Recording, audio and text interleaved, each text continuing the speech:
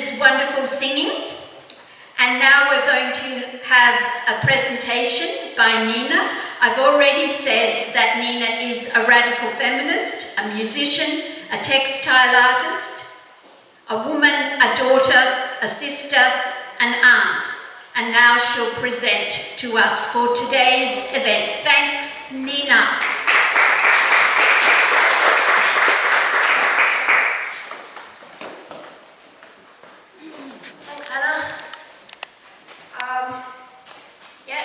I'm Nina. I'm from regional New South Wales, and I'm a pretty far left-wing radical feminist. I've been a Greens voter my whole life, politically homeless now. Look, I'm no one in particular. I haven't done any particular research or don't have any particular experience. I'm just here and furious and I just can't justify any level of self-censorship anymore. The women in my community deserve to hear my voice so they feel they can also speak. I came to the issue of female erasure 10 years ago, and only recently, last few months, have come fully out publicly on social media. So that's been interesting.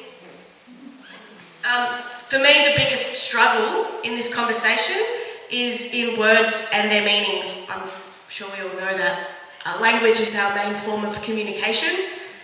Words have to mean specific things so that we can communicate with each other effectively. Nouns and adjectives are not social clubs. Words have to reflect the reality that they're meant to convey, or they fail in their purpose.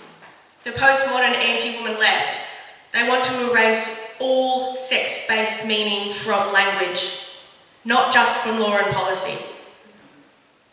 If we were to accept that the words woman and female have both a sex-based meaning and an identity-based meaning, as some dictionaries are now reflecting for the word woman at least, that won't be enough. They don't seem to be able to accept the most common shared meanings of the words, which are sex-based, without shrieking about transphobia, as if the very acknowledgement that sex exists is a speech crime and a thought crime. I read online a few weeks back someone saying that it was bigoted to use the words male and female outside of a clinical setting to refer to sex.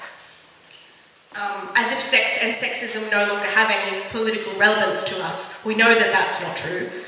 As a sex category, and the erasure of sex-based meaning disadvantages women much more than men, as the sex category most affected by sexism, only affected by sexism, as the sex category uniquely vulnerable because of our sex bodies. Women are the most affected by the loss of our single-sex spaces, services and sports. Men gain advantage and women lose out. Sexism still exists. It's easier to understand when you know women's history and how we are just the tiniest little sliver on a fingernail of the metaphorical hand of women trying to claw our way out from under the boot of 5,000 years of patriarchal control. Of course sexism still exists, how could it not? Only now it's draped in a progress flag and called diversity and inclusion.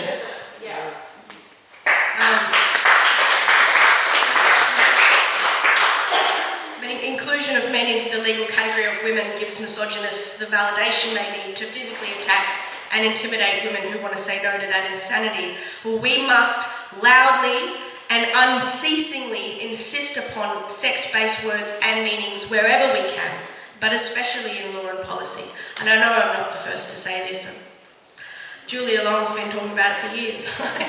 I know, and we've already heard about the CEDAW and the Sex Discrimination Act, and it's incredibly important. Our federal law to prevent discrimination on the basis of sex, to ensure we fulfil our obligations as a signatory to the UN Convention on the Elimination of Discrimination Against Women, which defines woman as a sex and sex as biological, because that's what the words mean.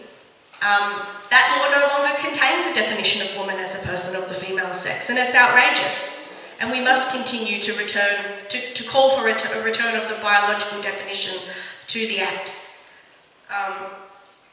And isn't Sal's fundraiser going well?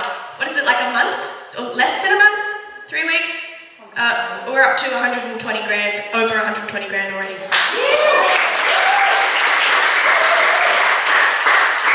Fringe group indeed. I think that we do need to remember that gender identity ideology is a top-down movement. It's pushed and funded by the state, pushed and funded by millionaires invested in big pharma and biotech, and pushed by enormous international organisations like the UN, who've clearly been infiltrated by gender identity activists or are otherwise enthralled to the ideology. And it wouldn't surprise me tomorrow if they change the definition of sex in their documents. It wouldn't make us wrong. Women are right. We know what we are and we know what we're not, and we don't need a big international organisation to validate us in order to know what sex we are. That's just a strategy, but that's not where we derive our authority.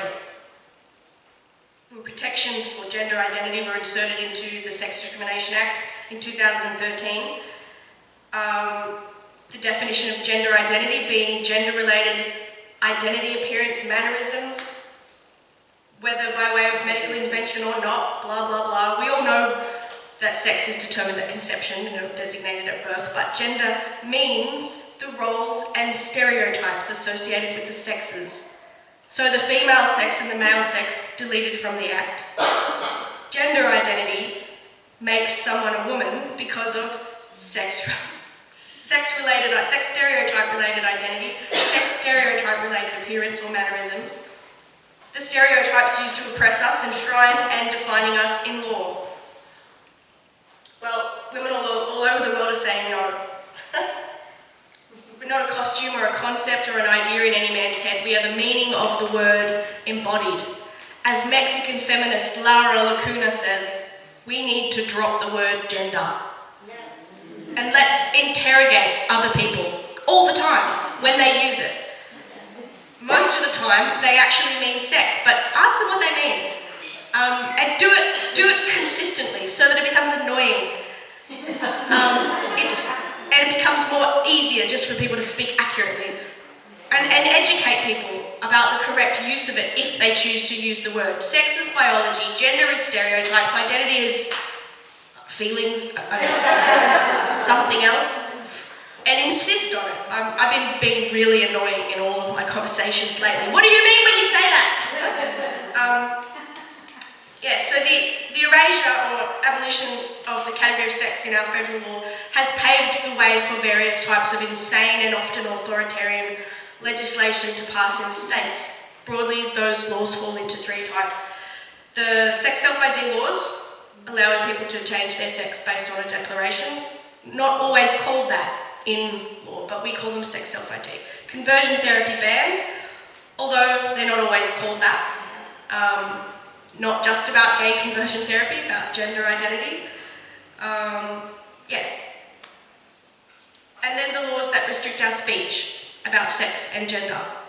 They're sometimes referred to as hate speech laws, but more often than not, they come as seemingly innocuous amendments to existing anti-discrimination law. These are the laws that say that correctly referring to someone's sex can be harassment or vilification, and with the Queensland government proposing new hate speech laws and Victoria calling for a toughening of laws, it's something that we all need to keep an eye on. Especially when someone like Dan Andrews has called women speaking about their sex-based rights nasty and hateful long before any neo-Nazis showed up to crash their rally. And the so-called Minister for Women, Shannon Fentiman, thinks anyone with concerns about sex self-ID laws is necessarily coming from a place of transphobia and hate. Because while sex self-ID laws put women in danger, and conversion therapy bans lead to unnecessary medicalisation and irreversible damage, it's the laws that restrict our speech that threaten to stop us fighting any of this.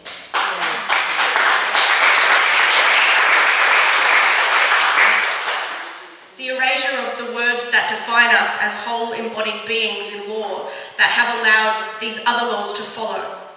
Telling the truth should never be illegal, especially about something as important, politically important as sex and sexism. Lies are poison, and if our laws are lies, our society will rot. Now, our movement has had a lot of publicity lately. And then now it's up to us to inform the general public, who understandably have questions. We have long said that all they need is to be informed, and then they will agree with us that our view is the majority view.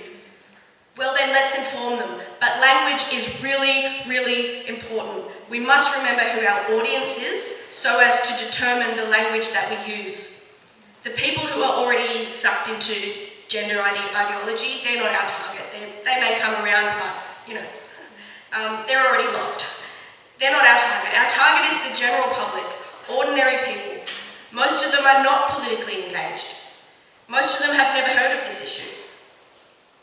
I speak to so many people about this in my everyday life, and most of them are incredibly confused by the mix of accurate language and postmodern newspeak. One of my friends who I've been talking about for years about this, she still gets confused. If I say the word trans woman, she thinks I'm talking about a woman who identifies as a man. And the language is deliberately confusing. If people knew the truth, they wouldn't have a bar of it. Male rapist in a woman's prison? Nah. No. But if you say a trans woman in a woman's prison, it's like, oh yeah, why would you put her in a man's prison? No. That's a patriarchal reversal. Let's drop the newspeak, let's drop the reversals, let's use accurate, plain, sex-based language, let's teach people how to recognise newspeak and what it really means. Let's drop the jargon and the acronyms and the shorthand that we use among each other. Lots of people don't know what they mean. Lots of people don't even know what TERF means, laws have already changed, and it's going to take time and work to change them back, likely decades. And I think that the work will necessarily take a multi-pronged approach. Women are half the population. We can't all be on the same page.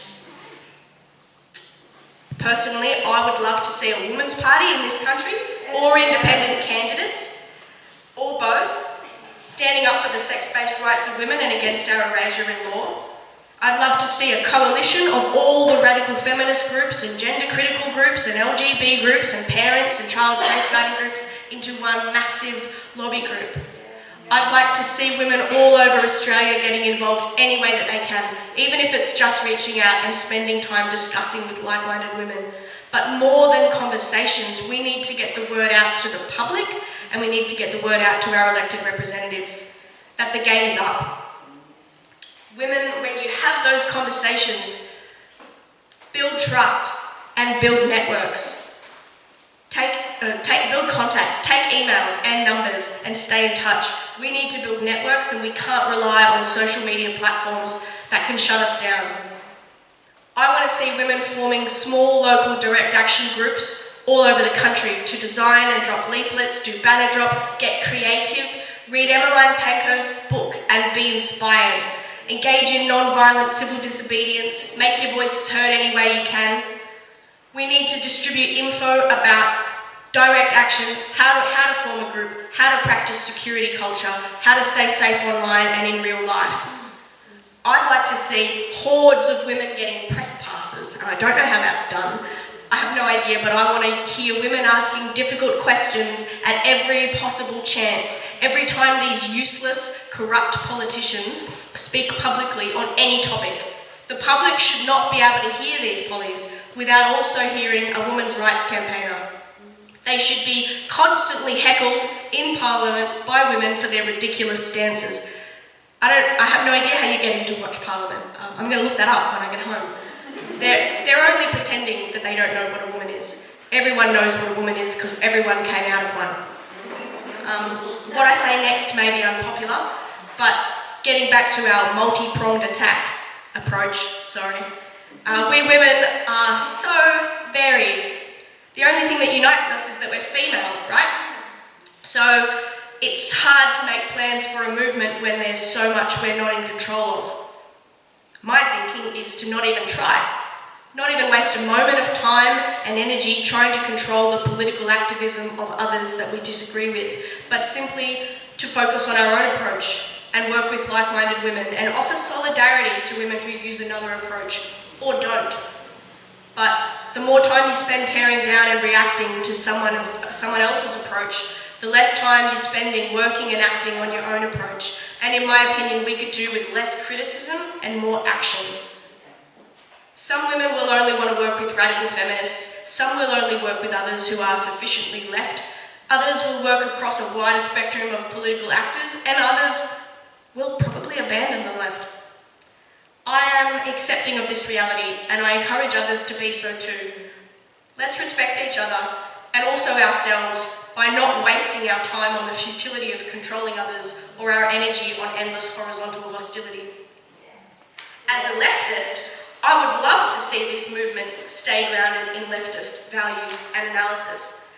As a radical feminist, I'd love to see this movement move forward with as much radical feminist influence as possible, and I think our best way to achieve that is to do our thing, do it proudly, and we may see this influx of interest not be a dilution of our politics, but something that has the true potential to be a reinvigoration of the women's liberation movement. In 50 years' time, when they look back at this period in history, which group is going to be seen as the women's movement? The one that's fighting to take away women's rights to single-sex spaces and erase our recognition as a sex in law? That's the men's rights movement, and that's going to be, obvious with the distance and the hindsight, But I do look forward to the day when we can put the question to society, are you for women's lib? Are you for the women's movement? And they say yes. That's all I have to say.